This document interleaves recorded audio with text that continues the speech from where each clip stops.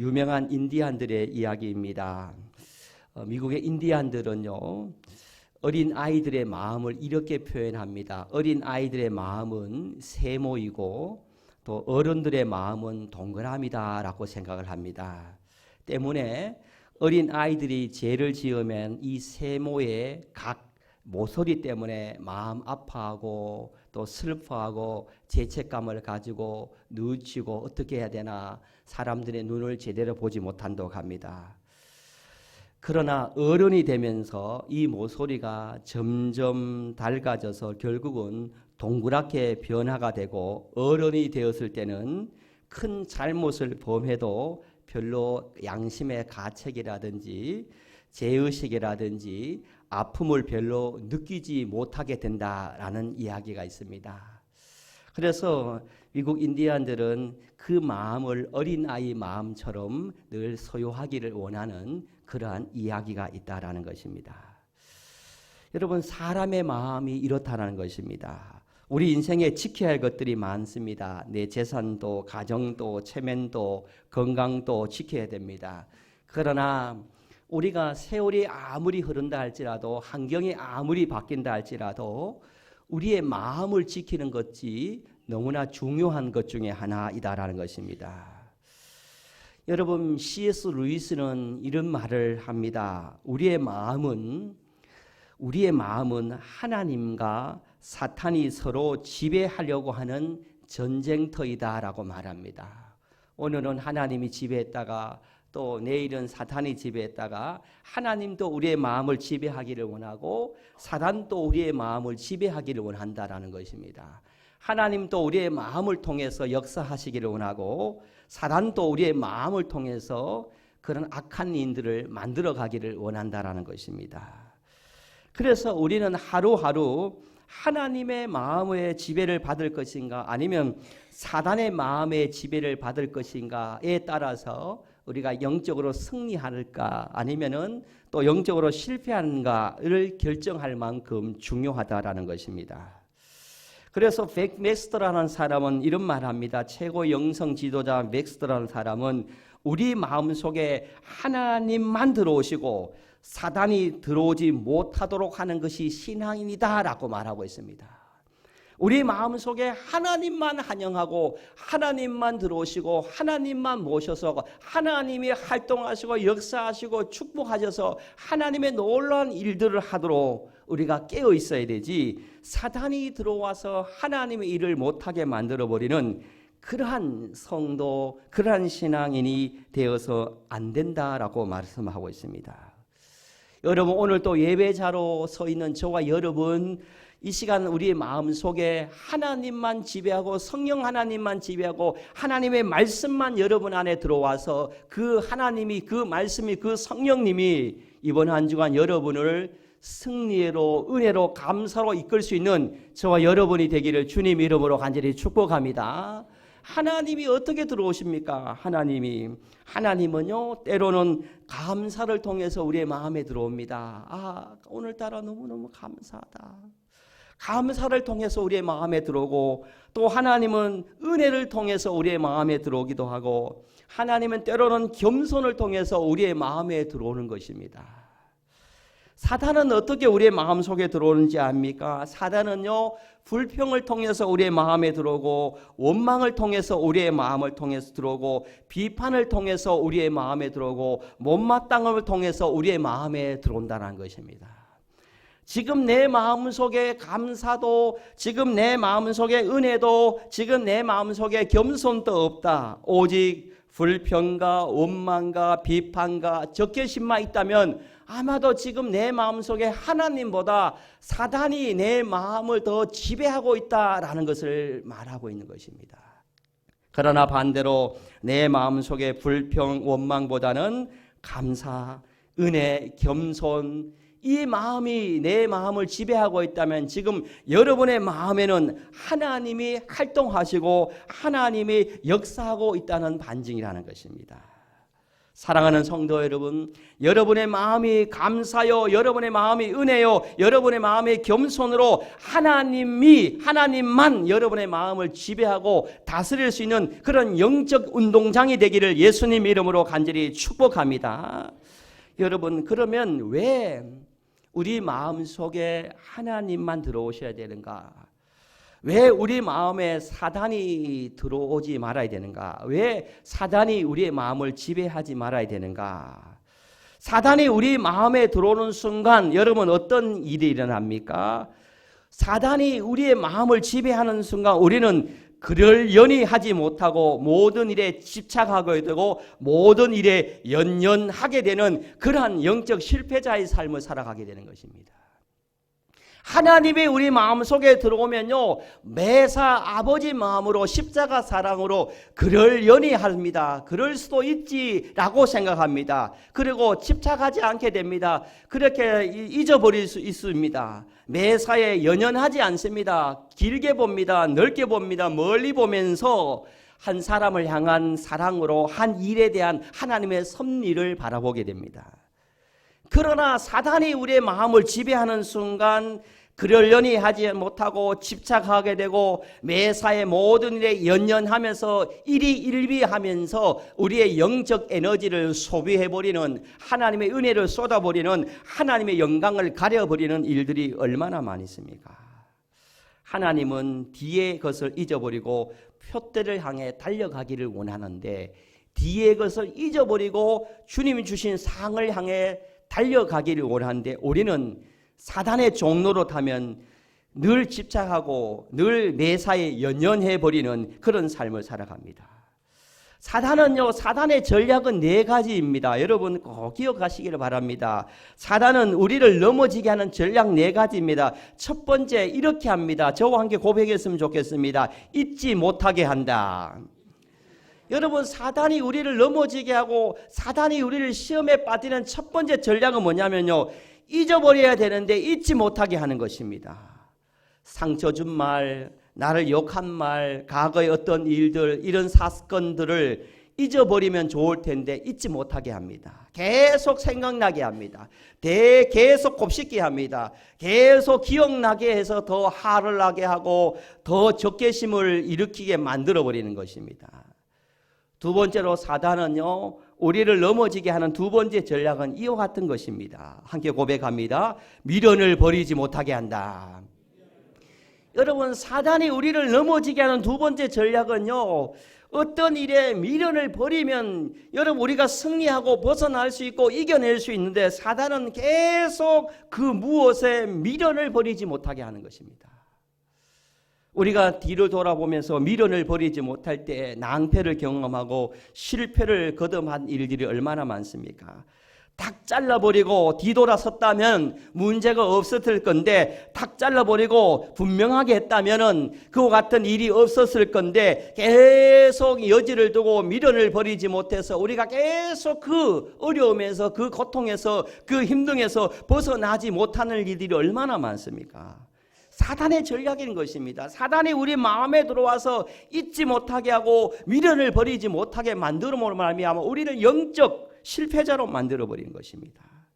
세 번째로 사단은요, 우리를 넘어지게 하기 위해서요, 어떻게 하냐면요, 모든 일에 연연하게 만들어버리고, 네 번째는요, 사사건건 집착하게 만들어버린다는 것입니다.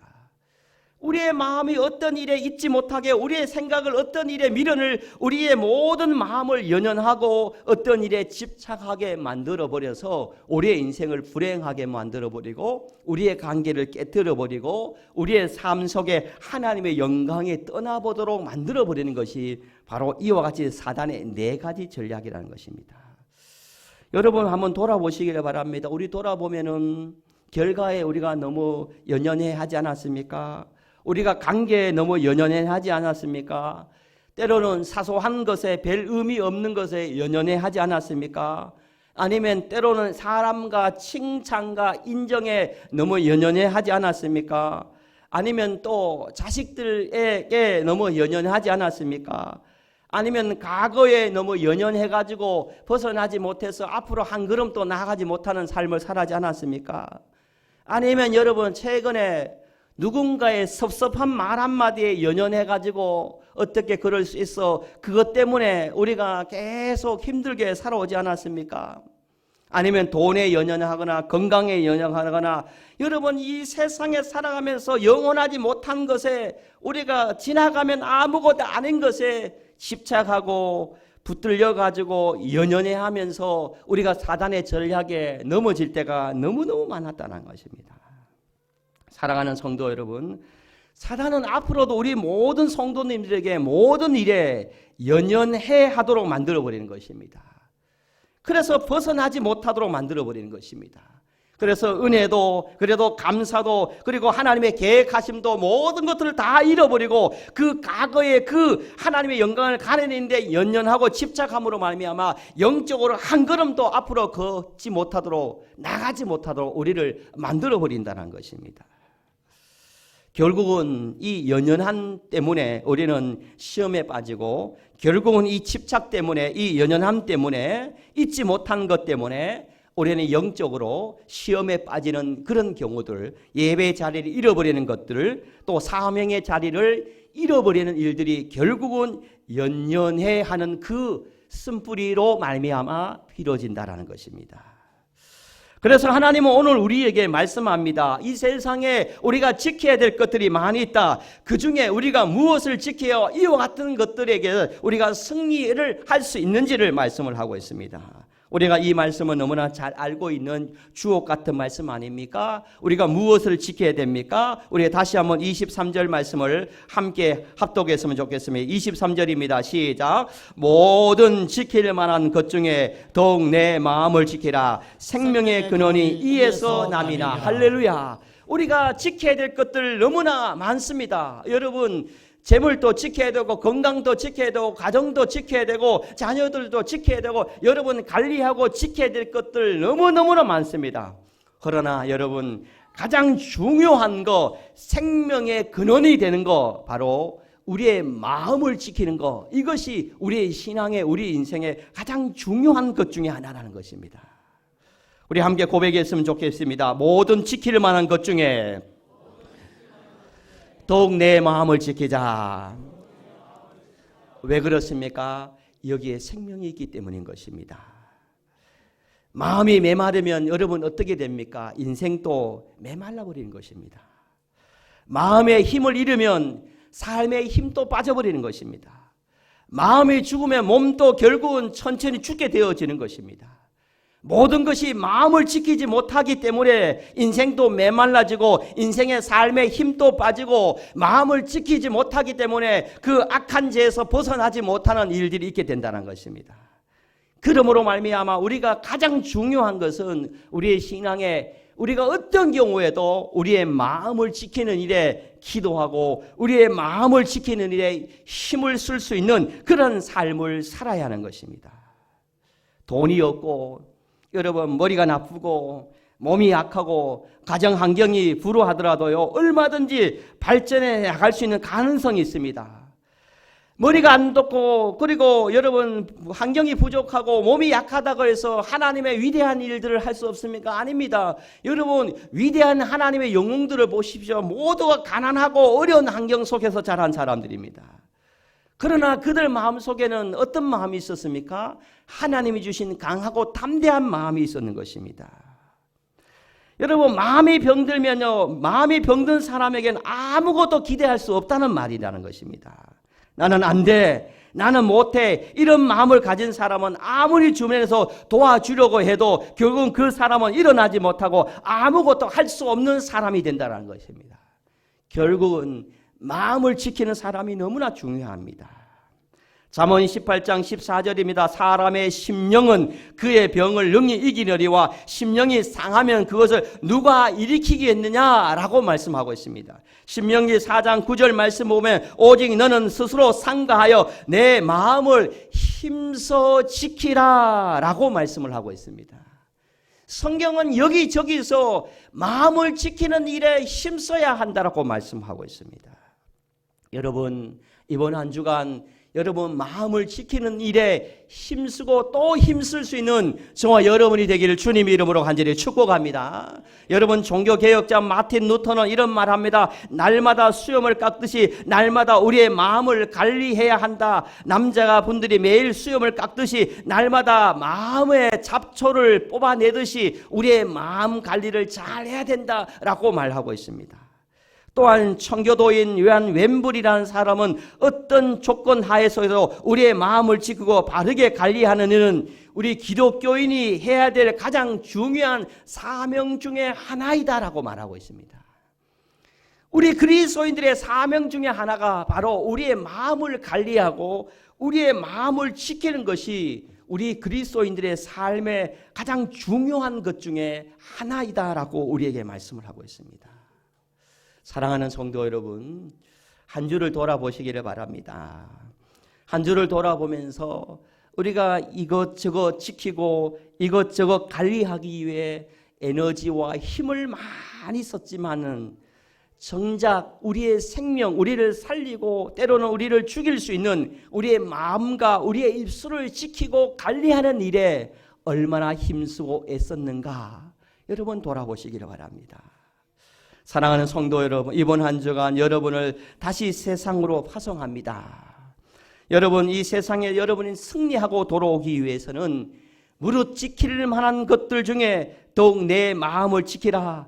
생명의 근원이 이에서 남이니라 라는 이 말씀을 꼭 기억하면서 여러분 가정에서든지 여러분 부서에서든지 여러분 일터에서든지 어디서든지 여러분의 마음을 지키고 중심을 지키고 입술을 지켜서 여러분 영적 승리자가 되어서 하나님의 영광을 드러내며 다시 이 성전을 올라올 수 있는 저도 되고 여러분도 되어지기를 우리 주 예수님의 이름으로 간절히 축복합니다. 하나님 아버지 은혜와 사랑을 감사합니다. 지금까지 우리의 마음을 지키지 못하고 우리의 마음을 관리하지 못해서 아버지 연연했습니다. 또 집착했습니다. 사단의 종로로 됐습니다. 사단의 전략에 빠져서 연연해하며 집착하며 미련을 두며 일희일비하면서 아버지 영광 드러내지 못했습니다. 아버지 하나님, 우리가 이제는 마음을 지켜서 우리의 마음을 하나님이 역사하시는 그런 운동장으로 만들어서 하나님이 역사하는 터로 만들어서